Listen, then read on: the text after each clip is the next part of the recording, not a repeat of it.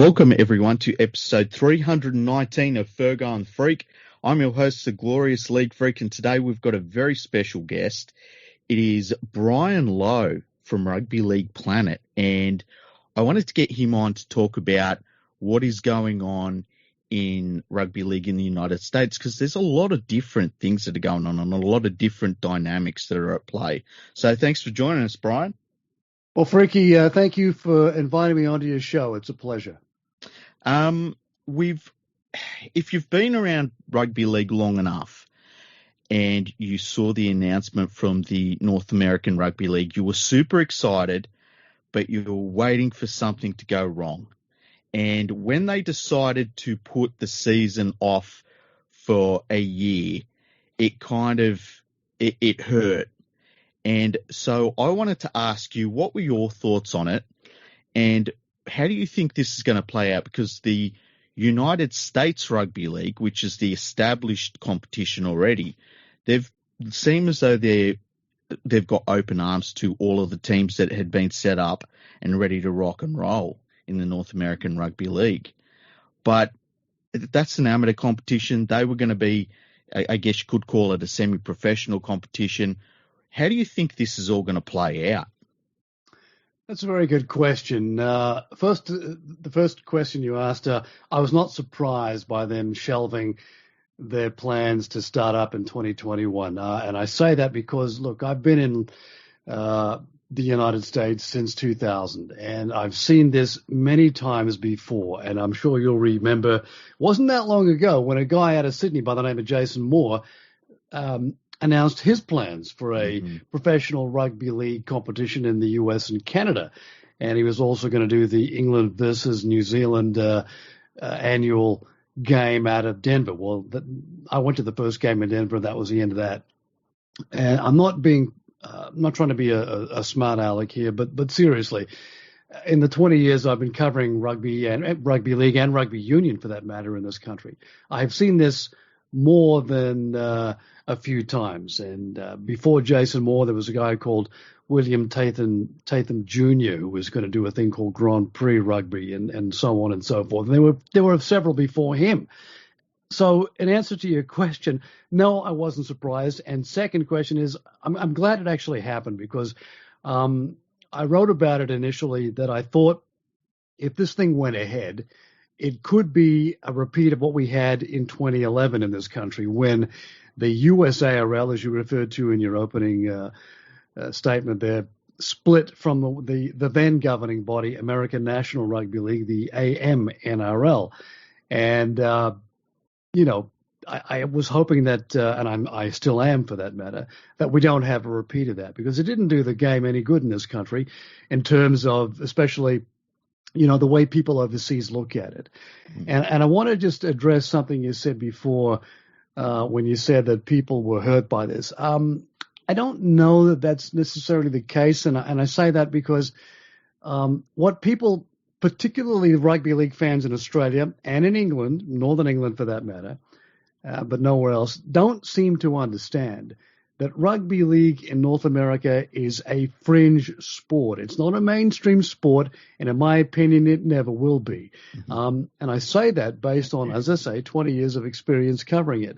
And rugby union, for that matter, has an even longer history in this country than does rugby league. And yet they are not a top-tier sport in this country. Let me just give you a very quick rundown of the sporting pecking order, if you like, in America. You've got NFL, which is the king of sports, and probably you could argue it's the king of sports universally, because it is in many ways. You then have college football after that. Then you've got the NBA, the basketball competition. Then you've got MLB, Major League Baseball, which is going on right now because it's that time of year. And then you have, to a lesser extent, you've got the NHL, the hockey, and NASCAR is giving them a run for their money in the number 4 spot. And beyond that, you have things like professional lacrosse, for example, and the IndyCars and what have you. So American sports fans, the point I'm trying to make here, pretty much have their pecking order that they like, that they've known forever, it seems, and they're not really open that much to fringe sports. And I don't mean to be, derogatory about rugby league and or rugby union, but that's what they are. They're fringe sports here. They're not even a blip on the sporting radar. So you've got to keep that in mind when you talk about things like the North American Rugby League. And I think from the perspective of them starting up out of, from nothing was pie in the sky, frankly. Yeah. I don't know whether you agree with that, whether your readers and listeners would agree with that, but from my perspective, that's how it is. No, it did. It come across to me as, like I said, if you've followed the game long enough, you feel like you've seen the signatures that were all over this before, where there's a lot of really cool ideas, and if they'd come off, it would have been awesome to see. And everyone hopes that it works, but you don't get your hopes up because you've kind of seen this before. And as you say, and I wrote an article not that long ago on my website where I was like, how many times have we heard about, there was supposed to be an Australia versus Tonga test in New York. Well, that never happened. And right. How many times have the Northern Eagles, I was going to call them, the Manly Sea Eagles, how many preseason games are they going to be playing China that never happened? And there's always something that never happens in rugby league. And so when I saw this all happening over in the United States, and from afar, it looks really cool, and they did really good PR on it. It has to be said, but I was kind of waiting for the bottom to drop out of it. Unfortunately, just as a rugby league fan, I've just seen it so many times, and it was really disappointing when it happened. And it made me sad that it happened, because I started to hear about a lot of clubs that had gone pretty much over in the United States, all in, and really, they'd got playing groups together. They talked about the opportunities that, young athletes might be able to have in rugby league, as you say, in this fringe sport that a lot of them had never even heard of. And it was just disappointing that it all sort of happened the way it does. And I do hope in a year from now we're talking about how this season's just kicked off. But I don't know. I've seen it too many times, and I need to see it with my own eyes working before I commit to it in my soul, I guess is the way to put it. I agree with you 100%. Let's go back to the beginning of this NARL stuff. Mm-hmm. And I've always had a problem trying to say that. Yeah. Because I want to say NRL, but you know how that goes. Look, the guy behind it, one of the main guys behind it, a guy called Ricky Wilby. I'm sure everybody is, most rugby league fans are pretty much well aware of who he is. He was, with one of the French rugby league clubs up until about 2016, 2017, when he became the front man for that much publicized New York Rugby League franchise, which was going to join the RFL and do what Toronto Wolfpack did, blah, blah, blah. Well, you know what? 4 years down the track, nothing has happened, and it's not going to happen. That franchise has gone by the way, hasn't it? It's now become the New York Freedom Rugby League Club, which was a merger between that franchise of Wilby's crowd and the former White Plains Wombats team that was a team in the USARL.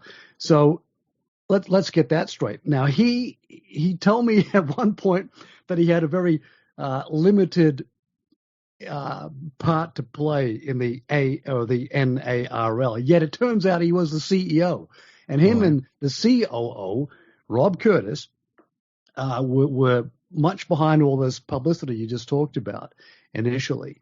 But here's the thing, Freaky. They were talking about coming up with, first of all, they had 14 teams. They announced they were going to have 14 teams in their competition. There were going to be 6 out here on the West Coast. There were going to be 6 back east, and there were going to be 2 in Canada. And each one of those teams was going to be funded with $300,000. Now, if you do the math, if you get your calculator out right now as you're listening, you do the math, that comes to $4.2 million. Mm-hmm. Really? So who has that kind of money? Ricky Wilby doesn't, and his crowd certainly doesn't. So I don't know how they ever came up with that amount. Now, then they announced not that long ago, well, the Western Conference, that's not going to happen for various reasons in 2021. So we're gonna ratchet back to 8 teams. Well, again, on your calculator, that comes to $2.4 million. Where's that money coming from? Because I saw the contracts. I saw one contract that was bandied about by the NARL for players. And listen, I'm not a legal expert, Freaky, but I can tell you it was very, very, I was very leery of it. Let me put it that way. When they were saying, players had to do this and that in order to get the money. And they weren't going to get much money anyway per game. It was only a matter of a few $100 per player. So let's get that straight too, for right from the get-go. It's not as if we're talking about NRL contracts. That's not what we're talking about. We're talking about very small amounts of money for players and all that sort of stuff. So when they announced recently that they were going to, shelve plans for this year and they're going to try and get it going in the spring of 2022, like I said, I wasn't surprised. Yeah, when it was first announced, I was I was doing the sums in my head as well. Like I was just going like, okay, flight costs from the West Coast to the East Coast and I know that they broke it down a little bit in terms of they had the Canadian teams were a bit different to the North American teams. But I was just thinking flight costs and I don't know. And then I looked at their broadcasting deal, which was on a streaming service, and me and Andrew looked it up because we were going to buy it, and it was it was really good value. It was like $10 for the entire season, and I was like, that's still, I don't see where the money's coming from, and I kept on going back to, where's the money coming from? And there wasn't some big backer behind it. And that was also a concern for me, that like, just, with most things in life, follow the money. And there was no money. I just didn't see it. I didn't see how it was going to work. Well, this is the point, isn't it? That's precisely the point. Where is the money coming from? Who are the backers? Now, that league talked about people that they had appointed to attract sponsorships. I mean, some people use the term investors. That was incorrect. They were not investors. They initially appointed 3 people in the role of being responsible for bringing in sponsorships and advertising. Well, at some point, not that far down the track, 2 of them bailed. They said, no, we're not going to be a part of this. Mm-hmm. So then the league appointed 2 new people, both based in England, to, lure in the sponsorships and then the advertisers and everything else. Well, obviously that just didn't work, because if it had have, then they would have been starting their season this month, but it didn't. Now, getting to that, funny you mentioned that streaming service. I think it's an Australian one, Sportsflix, I think is what it's called. Yeah. And yeah, you're right, $9.99 was the total. But who is going to pay that money to watch a competition that doesn't exist? And you got players. I mean, let's be honest about this, Freaky. What do you think the standard of play was going to be? Yeah. Who's going to pay for that, to watch that? And like me and Andrew, we're diehards. Like I've talked about this before on the podcast. We sat down once and on YouTube watched, I think it was Germany versus the Netherlands, that was being recorded on a mobile phone. So we're the outsiders. There's not hundreds of thousands of people like us, So, and I was surprised. I thought if it had been $30 a month, I would have been like, okay, I see where, this is a niche thing where if you want it, you're going to pay a certain amount for it. When I saw it was $9.99, I was like, oh man, that's really cheap. And, it just surprised me. I was just worried about where all the money was going to come from what was a very ambitious idea. Like it was kind of you saw them starting to talk about having marquee players, which that worried me as well, because, Tony Williams playing for the New York team, what's that going to actually do? And it really worried me. And then there's concerns also about, you get a club like Ottawa, who have had a really good social media presence, and I hope it all works, but they don't really exist as a football club at the moment. And as much as I want all of this stuff to work, I just see a lot of really cool Twitter posts and stuff about it, but there's not actual football teams playing football. No, you're quite right there. They're just teams on paper. And as far as the Ottawa team goes that you brought up, I happen to know the guy who's been running this social media campaign. Nice guy. Yeah. But he tells me that the actual fact of the matter is there is no team. And the Toronto, the new revamped Toronto Wolfpack doesn't have a team either. So they were going to have tryouts later this month in Canada for both those teams. And then we're going to pick squads and they're going to play their so-called Canada Cup games and so on and so forth. So at this point in time, we're just a matter of, at this point as we record this, we're only a week away from the proposed start of the new season for this new league. And those two teams didn't even exist, didn't even have squads. It's just totally ridiculous to even put this kind of thing forward. Look, I don't mean to sound like a negative Nelly. Rugby league is a game I love. I've been following it forever, and that's why I write about it. But seriously, if you're going to start a new competition in a fringe market, and let's face it, North America, in terms of rugby league anyway, is a fringe market because the codes here don't really exist in any big way. You've got to come up with the money, and none of these guys. And I'm going back over the last 20 years, as I said before, I've heard many different versions of proposed national competitions and so on and so forth. Not one of them has ever actually eventuated. And as I said before, I don't ever see it. Don't see it ever happening. Now, while all of this is happening in the North American Rugby League, we've got the United States Rugby League, which is the established competition, I guess is the best way to put it. And the official governing body of the game over there, it seems as though they're just going on their way and trying to play out their season as it would normally have been played out. Now, I know they had a couple of teams that went across to the North American Rugby League. It seems as though they're willing to embrace any team that kind of wants to go back to the United States Rugby League. But the thing I've always said about rugby league in the United States is it's its own self-sustaining thing. Like, it always has felt as though it hasn't relied upon outside influences to keep it going. It's people there in the United States who they like this weird sport that none of their friends know about, and it's kind of something they do themselves, and it's its own little culture, and it's cool. I really like it. And, we've seen in the past where they've had different things that they've had to deal with. I know that there was a big blow up about when they made one of the World Cups not too long ago, and basically all the local players were brushed aside for a bunch of guys from Sydney and England who had grandparents that were from the United States, and the local players didn't like that. But what do you think that the established local competition, what effect do you think that all of this is going to have on them? And do you think that they'll be able to bring the game back together on some level? Like, it's a bit of a task, isn't it? Because they've got all of these teams that were promised money and all this sort of stuff, and they're saying, look, you can keep playing, but we're basically an amateur competition.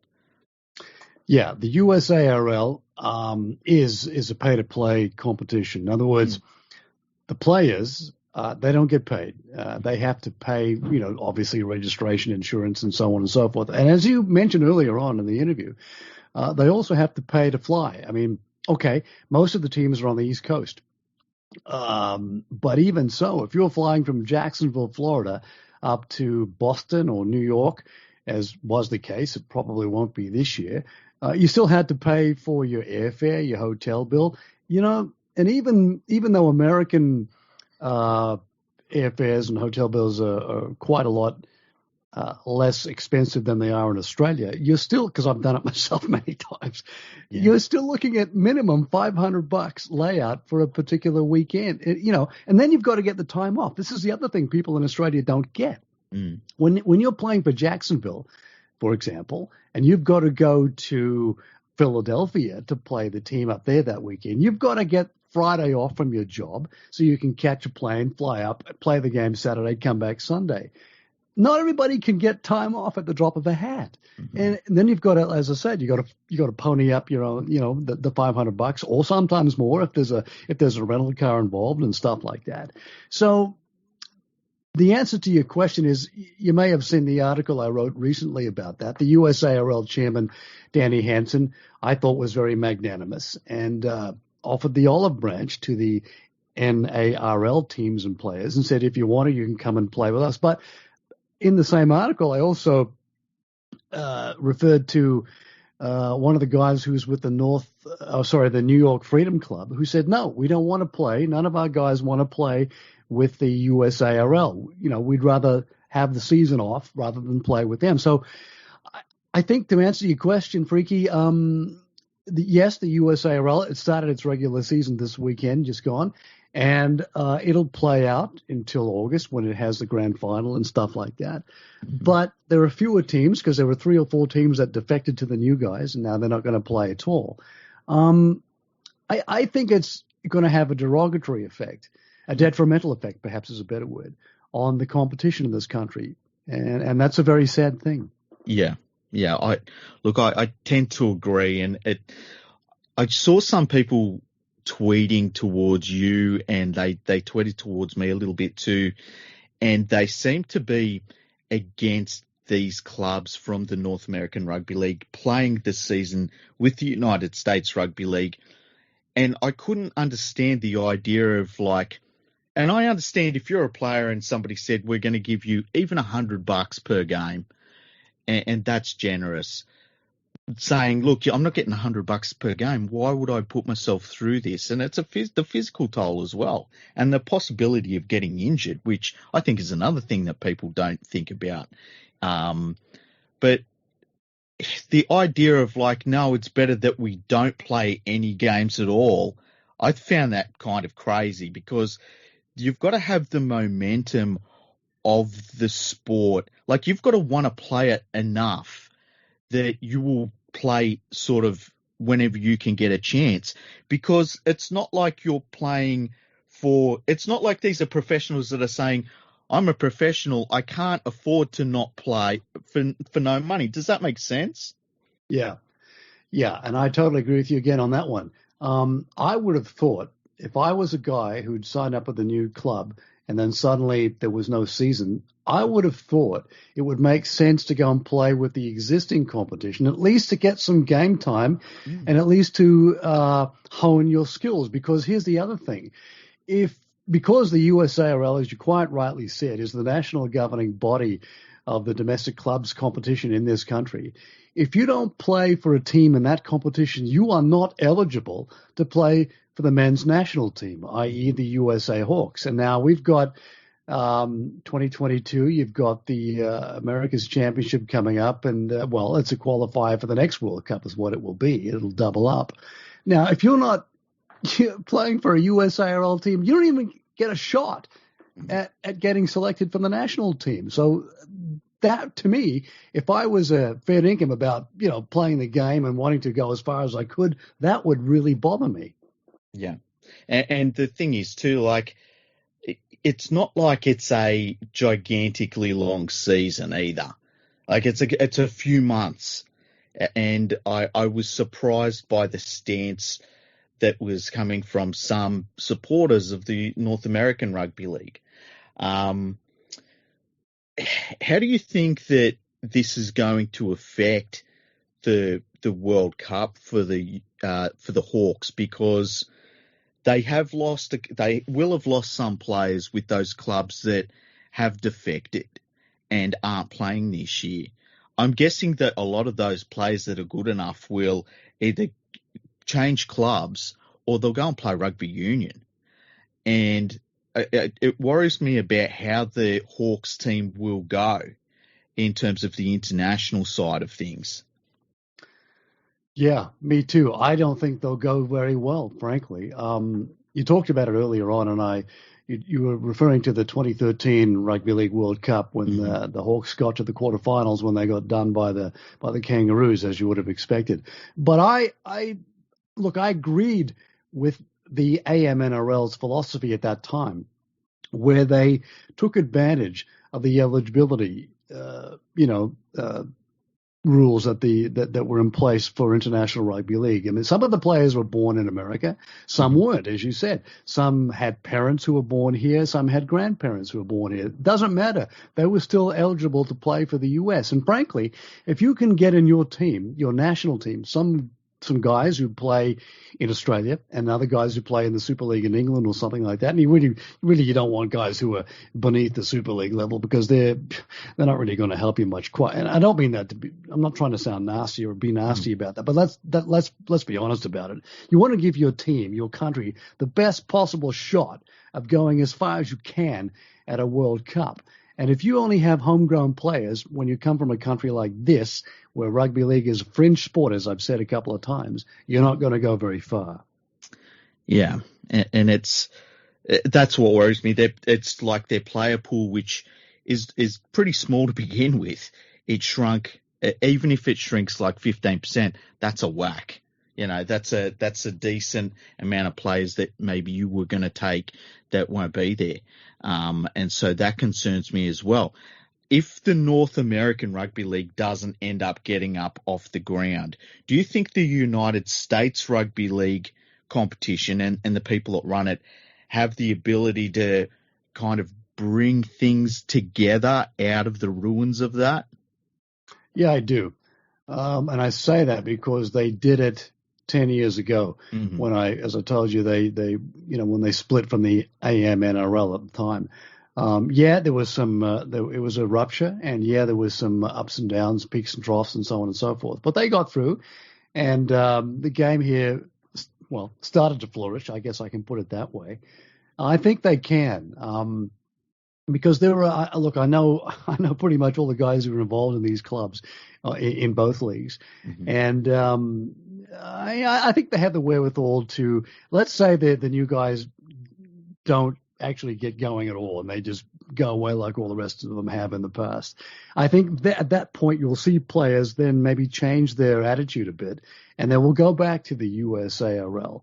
And that's what they probably ought to do in that instance. And then that way, that will boost the local competition to a degree.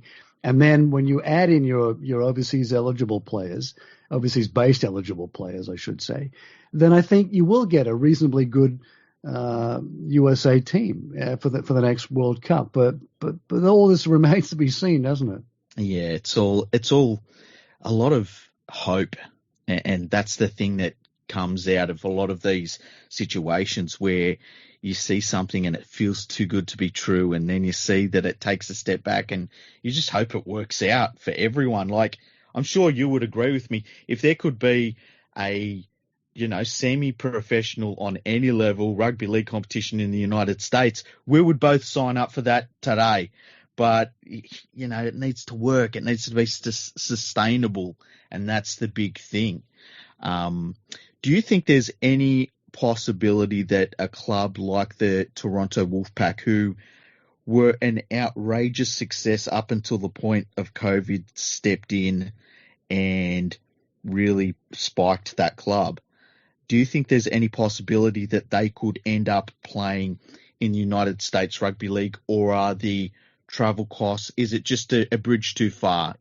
Are the travel costs too much, and is it just too ambitious for that sort of step to happen? No, I don't think it's too ambitious. Again, it depends on who their backers are and how much funding they have at their disposal, because there has been talk here over the last couple of years that I've been covering, where the Ontario provincial side has been looking at being a part of a new expansion conference in the Midwest of the United States. In other words, Chicago, that area there. Mm-hmm. So you've already got one or two Chicago-based teams that exist. You've got the Cleveland guys. You've got another team in Columbus, Ohio. and they were looking at bringing in the Ontario side as well to play their own competition in the Midwest, which would be aligned with the USARL. They wouldn't play teams in the Eastern Conference, and they wouldn't play teams over here in California for that matter, but they would play their own competition. So there would be some cross-border travel involved. Toronto Wolfpack, I don't know, Ricky. I think the only reason they lasted as long as they did was because of the Australian, what do they call them now, mining magnate, the guy who had the money there. And look, David Argyle is the guy I'm thinking of. Mm-hmm. What he did was he paid for that team for 3 years. They didn't make any money, okay? Yeah. And I think the transatlantic thing was a dismal failure, quite frankly, because if it wasn't for him forking out the money for the teams from England to come to Toronto to play, and then for the Toronto team to go and play in England, it would never have happened. And that's why I doubt that the Ottawa Aces team will ever become part of the RFL. Same reason. It just doesn't work. It's not going to work.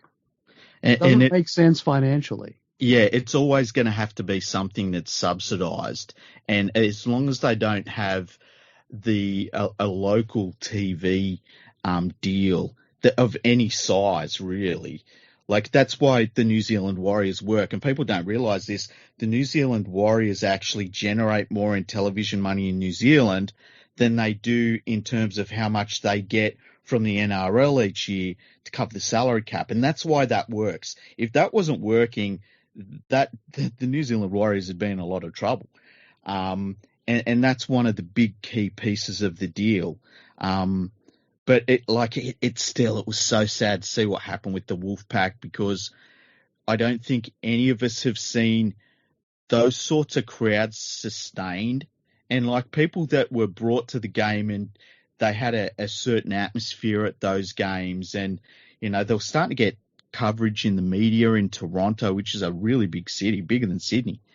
And it was the way that it all stopped. And look, I know that COVID played a gigantic part of it, but, oh man, that was heartbreaking seeing all that happen. Yeah, okay, but again, I wasn't surprised, and I sound like on a downer here, but look, I've been doing this for a long time, mm-hmm. and as you and I have been talking about, you gotta have financial backing, and the Toronto thing, it lasted for 3 years because of one person's financial backing. It wasn't like I said before, it wasn't making any money, and frankly, they were getting crowds of around about 8,000. But how many of those tickets were freebies? How many people actually paid up to go and watch a game of rugby league in Toronto? Most Canadians don't know what rugby league is. Again, you've got to be honest about that. Yeah. They've got other sports over there, or up there rather, that are far more crowd drawing, if you like, than rugby league, or even rugby union. Of course, you've got Canadian football, you've got ice hockey, stuff like that. Even MLS soccer draws bigger crowds than the Wolfpack did, and they were playing at a Lamport Stadium. It's not a big place.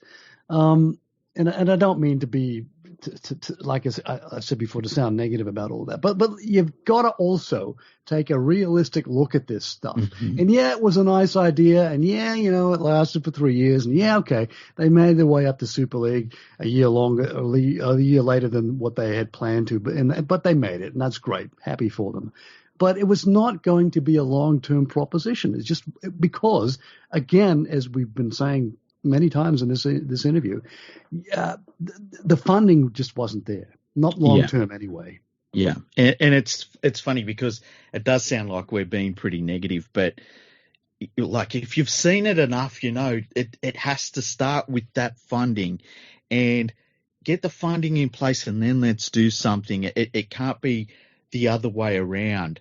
Of all of the teams that were created out of the North American Rugby League, some of them seem to have their stuff together more than others. And one of the ones that seemed to be that way was the Cleveland team, who they seem to be actually doing stuff. They seem to be trying to make something happen. Are there teams within those new clubs that were created that you think would be an asset to the game if they did go to the United States Rugby League competition? Yeah. As I said before, the New York Freedom Team. I think the former White Plains Wombats merged with the New York Rugby League franchise, became the Freedom. I think they were the guys, as you said before, who initially signed Tony Williams. I think, if they continue, will be a good one. The DC Cavalry down in Washington, which was the former Nova, which was that actually is an abbreviation for the Northern Virginia side. They're pretty good, DC. Atlanta, which defected to the NARL from the USARL, they're doing okay. They won their exhibition hit out last weekend against the Delaware Black Foxes. Yeah, I think they can do. Cleveland, I don't know. Cleveland, they're very good on social media. Whether or not they actually have much behind them in terms of, the physical rugby league stuff, I don't know. I haven't been to Cleveland to see that, but even if they don't, good for them. And I hope that they can continue in some way, shape, or form. But I think the main fact here, or the main thing you got to look at, the main thing I look at, let me put it that way, is when you're talking about growing the game of rugby league in America and Canada, for that matter, you need to do it organically. You've got to have domestic competitions. You can't just bring in these transatlantic teams and hope that's going to do it. Because look at Toronto. They didn't have one Canadian on their roster, for Pete's sake. They had a bunch of Aussies, a bunch of has-been Aussies, and a bunch of has-been Poms, and that was their squad. There was no Canadian. What are they doing to grow the game in Canada? Zippity-doo-dah. That's what they were doing. Nothing. And I don't think that's the way you do it in a country like the U.S. and a country like Canada. You got to have local players. You got to have the homegrown players. You touched on that before. That's the way to do it. So eventually, your national team is predominantly made up of homegrown players. That's where you're gonna reap the rewards down the track. But that takes time. It's not going to happen overnight. Yeah, and it was interesting because towards the end of the Toronto Wolfpack's time as a Super League club, and it was very short-lived, but there were starting to be those questions I noticed from people of like, okay, but what are you doing for the local game there? And it was a question they really didn't have an answer for, and I get it because they were to some extent treading water, just trying to survive, and they didn't have time to look at that side of things. I also think with rugby league in the United States, I've always been of the opinion of, there's people that say, well, we should have a team in New York, team in DC, team in Atlanta, team in Miami and stuff. And it's like, no, you've got to aim for markets. And I say markets, and like, I know the game isn't big enough to be even talking about markets over there, but I feel like there are niche places where you could find a place for the game that the name might not be the sexiest name and it might not be the sexiest location, but for whatever reason, local people in a small area just gravitate towards the game for whatever reason, that it is available to them, that it is cheaper to play than other games, that, it's visible in that local area for whatever reason. And I've always felt like there's been a tendency at times to aim for the big cities when maybe the best thing to do is to aim for smaller areas. Yeah, you nailed it, Freaky. Jacksonville, to my mind, is a shining example of what you're talking about. The Jacksonville Axemen, they've won the national championship a couple of times. I think that they have a great model that other teams in this country could well learn from if they put their minds to it, because Jacksonville is totally, well, for the most part, totally homegrown. They play at the University of North Florida, and they have a couple of imports. Usually in the past, they've had, the USARL allows you to have 6 imports on your roster. Only 3 can be on the field at any one time, but you can have 6 on your roster. And they did that. And they had a couple, they had several Aussies in the past, and, that's when they won the championships. But the point is that they have a good model. And I think that's the way you do it. And I think you're right. You don't necessarily look at Los Angeles or you don't look at New York, although that's where the focus always seems to be, isn't it? Philadelphia, for my mind, is a good place. Yeah. San Francisco is another good place. And there are, maybe there are teams in Utah because Utah is going to play California in an interstate game for the first time ever in July. Those sorts of places, and I agree with you what you're saying, are probably where you should be looking at rather than trying to, crack a big market. And when you go to these big markets, do you think the media in Los Angeles is going to give one iota or 1 second of airtime to a fledgling sport like rugby league? No. And I'm in the media in Los Angeles. I can tell you that. Exactly. And like the chances of you being able to get even something in the newspaper somewhere like an Austin, or a San Antonio, where you're really only dealing with the one NBA team and then it's the college sports, stuff like that. I've always felt like that was a better way to do it than to just, put the points on the map. Oh, absolutely. Those are two cities I think you come up with. And Albuquerque would be another place in New Mexico. Maybe even Phoenix to a lesser extent, because they don't have a lot of. They've got an NFL team and they've got Major League Baseball and basketball, but it's a small enough city you could probably get away with it. But I think you make a good point. What are your thoughts on the idea of a United States competition, and let's use the USARL as a base for it, where you get a competition like the USARL and they get some sort of level of backing from, say, the NRL, whether it's, and I know for the NRL it wouldn't even cost huge amounts of money, or even if it was like NRL teams that invested.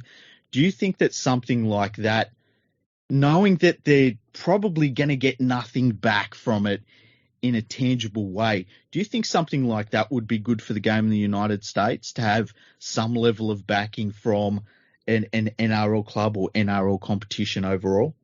Yeah, I think that makes much more sense than what this North American Rugby League crowd were trying to do. Absolutely.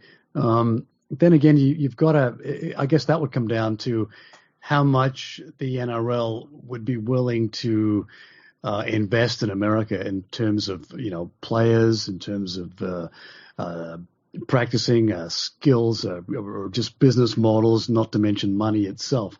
I remember when, not that long ago, when Peter Beattie was still one of the commissioners for the ARLC, he was talking to me about remember he wanted to bring the first game of the season, round zero, they called it, wanted to play it right here in Los Angeles. I think it was the Rabbitohs and somebody else. That to me that made sense, but it never happened again, did it? No.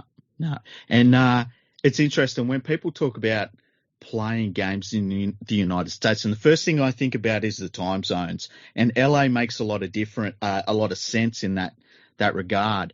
But they're always thinking NFL stadiums.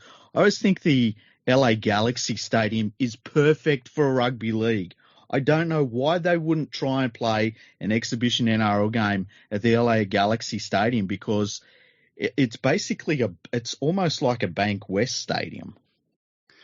Well, I'm impressed, Freaky, that you even know that, because I agree again. That actually used to be called the Home Depot Center. It's in the city of Carson. And that was where the first World Sevens rugby was played when it came to America. And they played it there for a few years. And I went there a couple of times because I was covering rugby union as well back then.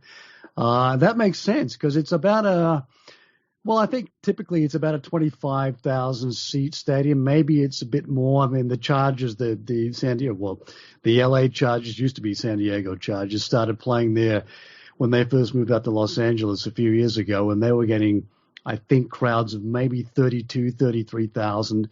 So if you could do that with rugby league, then you might get in the news over here. Yeah.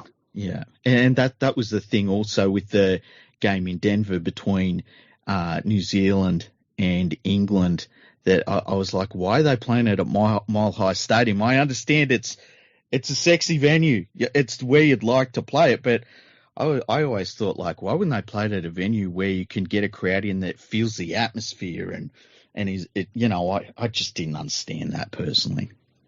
Well, yeah, I didn't either, and I went up there to cover that game. But again, it was that Jason Moore was thinking that it was going to, be the beginning of something big. Fair enough, I guess, for thinking that, but it wasn't. And yeah, I mean, I'm. You probably watched it on TV, but I was there, and I can tell you, it looked pretty empty, that stadium.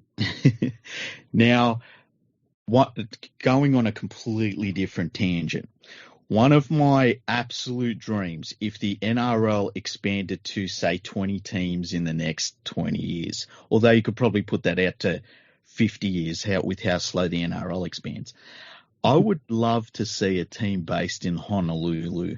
I think it would work in terms of the time zone. I think it would be very easy to get players to go there. I think you could maybe get a little bit of a local interest in it if it was in the right place, because you could make it a pretty visible team. And the travel costs aren't all that bad between, say, the east coast of Australia and Honolulu. And also, it's Honolulu. Who doesn't want to go there for an away game?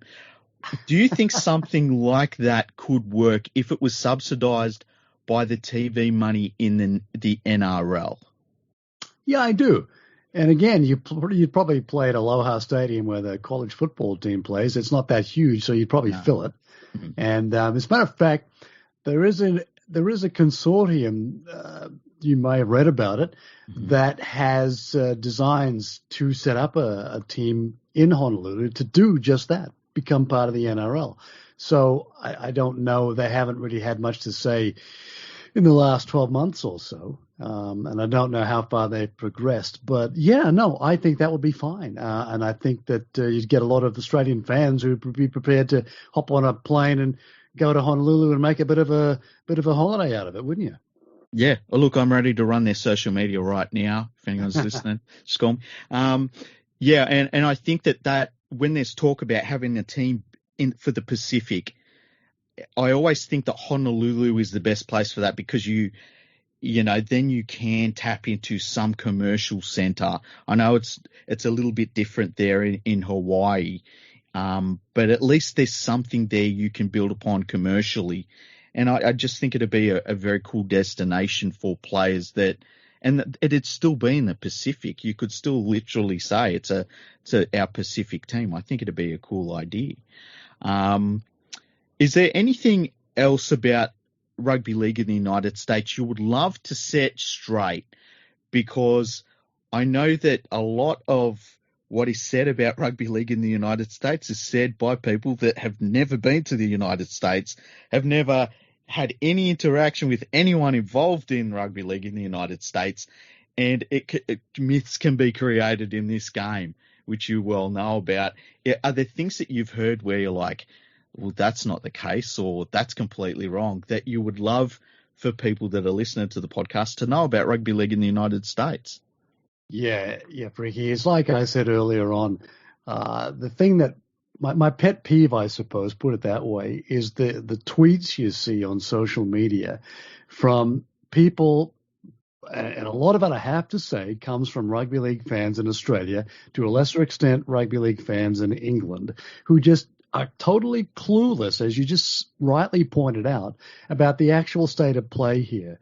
Yes, it's a romantic idea. Let's get rugby league growing in the United States, and yeah, that'd be great for the game. It's got a professional competition. Yeah, blah blah blah. Look, no, that's not the reality of it, for reasons I've explained earlier. So I wish that people would do a little bit more homework before they get on their keyboards and start tweeting nonsense. That's my pet peeve. I think rugby league in America has been up until the pandemic hit anyway. It had been going along pretty well. The team the national team had been doing okay. Okay, they got done by Jamaica last time, and therefore they won't be at the World Cup this year in England. But I think that was a little bit of a hiccup. I think for the most part, the game in this country it's been progressing, put it that way. It's been going forward rather than backwards. And I think it needs to keep doing that. But you've got to be realistic when you look at how you're going to do that. And I think rugby league fans who in Australia, and let's face it, there are only two states, Queensland and New South Wales, where most of these guys come from. You gotta have a reality check before you start tweeting. Yeah, I agree. And look, I think that there are times when what is perceived to be a setback for the game in a country like the United States, it's actually a good thing because it resets where everybody knows where the game really stands at that point. And that allows you to build. That allows you to say, okay, we thought we were going to make the World Cup. We lost to Jamaica. Now we know where we've got to get to. And I think you can get positives out of things like that. And I think there can be positives out of what we've seen over the last 6 months with and I'm willing to say at this stage, it seems like the collapse of the North American Rugby League competition. I think there are positives that can happen out of this. And I just hope that, pig-headedness and stubbornness doesn't get in the way of people saying, look, we just want to play rugby league. Let's sort this all out. Let's get together and let's try and build something that's sustainable. Yeah. And I think ideally, too, you need some people behind it who know what they're doing. In other words, who have experience in rugby league. Maybe that's where your NRL proposal might come into play. And you've got to have, look, how many times have we said it in the last 45 minutes or so? It's essential that you have sound financial backing. You can't have all this, airy-fairy stuff that we've been seeing up until now. Yeah. Yeah, 100%. Who's your NRL team? Well, it's the St. George Dragons, as a matter of fact, because as I was explaining to you off air, I used to work down in Wollongong in the south coast of New South Wales for a few years, and I kind of adopted the Dragons as my team. Nice. And why did you? I didn't ask you this before the podcast. Why did you end up moving to the United States? Long story, but I'll keep it brief. I actually was working in radio news in Australia in the 1990s, and I came over to Canada when the 1994 Commonwealth Games were in Victoria there. Mm-hmm. And after the games, I took a month off and I drove down the west coast of America, drove right down into Mexico, and I just fell in love with the place. But it was only here for a month, and as I've always said to people, you can't really get a feel for a place in a month. You really need to go and live and work in a place, I think, to get the real feel of it. So it took me a while when I went back home to Brisbane, where I'm from, and I went back and I started applying for jobs, and I finally snagged one in San Diego, and that's what brought me to America. And I've been here pretty much. I've been back and forth a couple of times, of course, since then, but pretty much that's why I'm here. And with the local sports teams, obviously the NBA, NFL and stuff, who are your teams? You're not a Clippers fan, are you? You didn't do that to yourself. No, I'm actually not an NBA fan whatsoever. I'm a big LA Rams fan, big fan. Yeah, oh yeah. And I've actually interviewed a couple of their players for Rugby League stories, believe it or not. Yeah. And I hope to get to a couple of their games this coming season. But as far as NHL goes, I'm a Montreal Canadiens fan. I'm not an LA Kings fan. Yeah. I love the Angels, Los Angeles Angels, they call them now. They were the Anaheim Angels originally. Yeah. I love those guys. I've been out to the park there in Anaheim a few times. It's great. So yeah, that's my professional team. The teams that I follow anyway. Nice. And have you ever been to the Dallas Cowboys Stadium? I have, AT&T Stadium. It is. Now, tell me about that, because for me, if somebody said, and look, it's funny because it's probably parts of it that are dated already, but that to me is, you start with the stadium, you start with that as like the ultimate. Yeah, look, I've never been there for a game, but I have done the tourist tour that they do. The big Jumbotron is the thing that sticks out in my mind. That huge video screen. It doesn't matter where you are in the stadium.